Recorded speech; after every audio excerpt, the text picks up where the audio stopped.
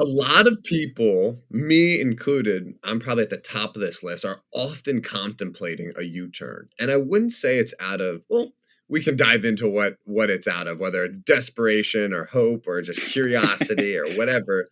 But either way, I think people are very interested in that element of it. Not to say what you're doing daily, um, as far as, you know, being a yoga instructor isn't, extremely exciting because I love the way that you do that. But I think I'd love to hear about the U-turn and, what kind of prompted it, but what the journey was like, particularly the mental journey, because I know you did a trip around the world. I know you kind of like found this and then just committed to it. What like Mm. would you mind sharing a little bit about, like what made you go on this journey and then like what your mental journey was? Like, was it scary? Did you just feel like, wow, I found it? And you kind of knew and it wasn't scary or, I'd love to hear about that. Yeah, no problem at all, Sean. So it was, I was in a relationship at the time. I'd been in this relationship for up to 7 years, and I was actually traveling in Southeast Asia and eventually ended up living in Australia. And during this time in Australia, this relationship that I was in and been in for 7 years, it ended. Yeah. And I was openly aware that there wasn't just, it wasn't one end. It wasn't just, my girlfriend, it was me as well. So we were both to blame how the relationship kind of faltered and it finished, Mm, And so I was certainly looking at my own lifestyle choices, how I'd been acted, how I was acting. And so I took a long, hard look at that.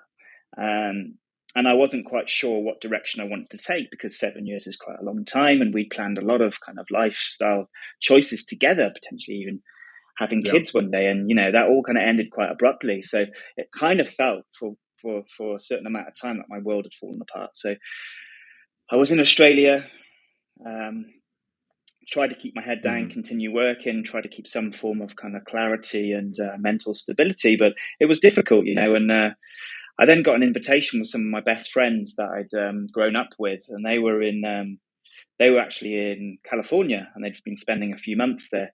And they said, "Come and yeah. meet us in Mexico, Dav. We'd love to see you again. It'd be nice to travel with you." And it just seemed like the right thing to do. So I just booked a trip, Yeah. Australia, over to Mexico.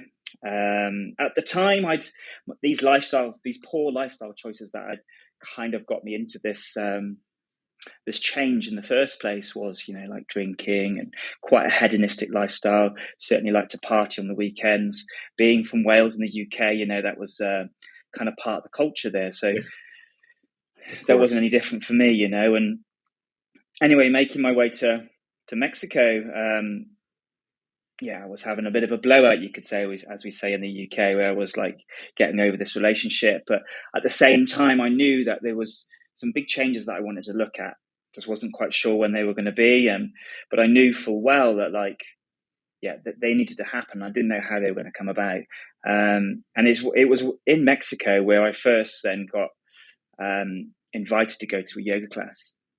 And during this time, the only other kind of experience that I'd heard of yoga was my mother practicing yoga back when she was 27 years old. And, you kind of have that stereotype of what yoga is, where it's kind of like you imagine almost like a group of people in a room omming together, and that's kind of the typical Yeah. stereotype that I Yeah. had of yoga. Um, but like I said, I was looking for just wanting or quite open to trying or any new alternative things. So I wanted some form of, I didn't quite know it at the Mm, time, but I mm, wanted some other direction in my life. So I said yes to this mm. invitation to this yoga class, went there, and I was so amazed and so surprised at how challenging the practice was. I remember it was in a town on the west coast of Mexico called Mazunte in Oaxaca. And I remember being in this room full of 20 other people, some people in their 50s and their 60s, and they were just breezing through this class. And I remember looking down at my yoga mat, and it was like a puddle of sweat. I was like, how is this? This stereotype of what I had of So yoga. so physically challenging. I thought you were gonna go towards mentally challenging. So initially, yeah, it was the physical aspect that was so challenging that I was just surprised at. And not only that, yeah, during the practice, it was a very physically intensive class, and I was just amazed because I didn't expect that. And like I say, I had that stereotype of what I thought yoga was, and this was something completely different. Mentally, after I'd finished the class, my mental kind of how I felt throughout the day at post yoga, the post class, and I was just on cloud nine, you could say, just floating about the day, and I was just really, really peaceful. Yeah.